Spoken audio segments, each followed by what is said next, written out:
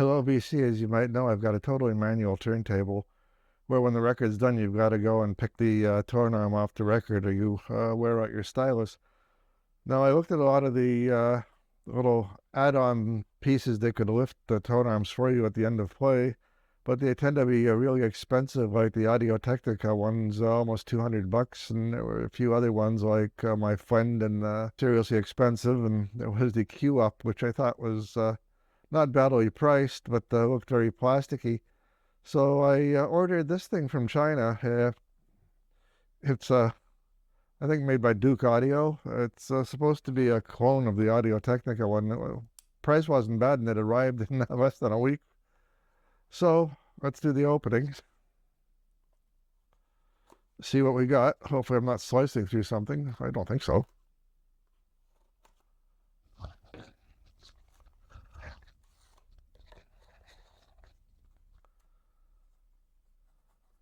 It's all foam packed. Some of the real Douk Audio ones come with a wood box. This one just came in foam wrapping. Okay, there's the little sticky things you're supposed to use to stick it down to your turntable with. I think I'll ignore that for a little while, at least until I'm sure it works. Oh, and then it comes with these little standoffs to adjust the height of the lifter, and the lifter itself is just a tiny little thing. I'll move to my record room when I've put it on turntables to see how it works. Okay, it seems to be fairly stiff and air dammed.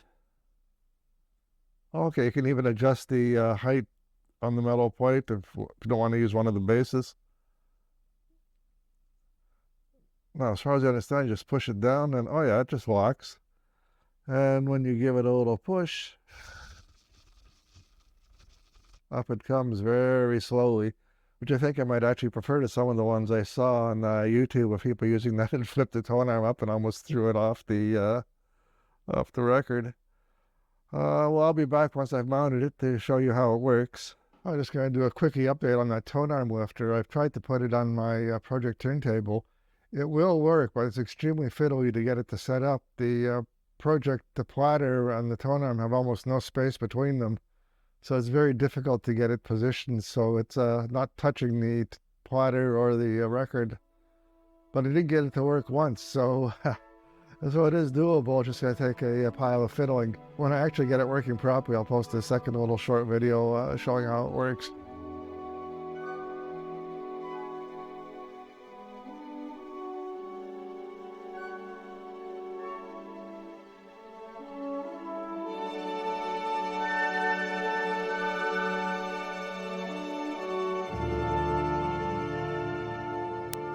Here's a Douk tone arm lifter installed. It was a very tight fit into the Project W Carbon turntable.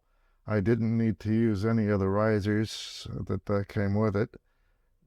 But if you'll notice, I did have to make a small change to the trigger arm. Right, I bent it up and over and up again. This was because by default, it was scraping the top of the record when it was installed. So a couple of bends raised it up. I used the adjustment screw on top of it to bring the spring in closer to the release on the plunger. It was releasing randomly before I did that. But now all you have to do before play is push it down. It locks.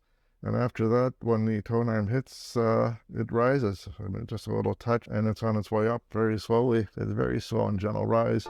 As the cartridge reaches the end, it touches the release, and it very gently lifts the cartridge away from the record.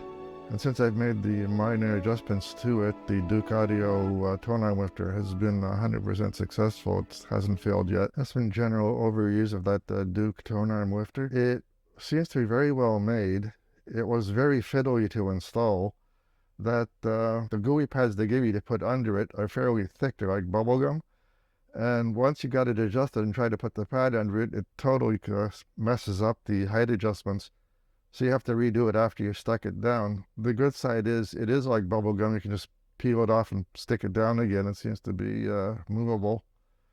But it is slightly wobbly if you touch the touch the thing, it does move a little bit, so I'm not sure if that's the way it's supposed to be or it's going to be a problem, but right now it is working fine. And it did come not quite adjusted right, as I did mention. I did have to tighten up the spring so it was properly connecting with the release slot, and I did have to bend that release spring so it wasn't riding on top of the record.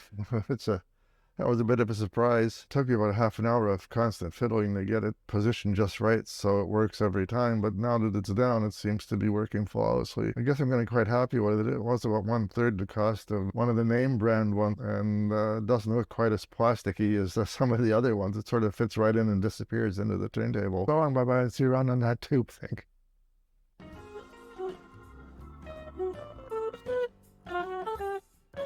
And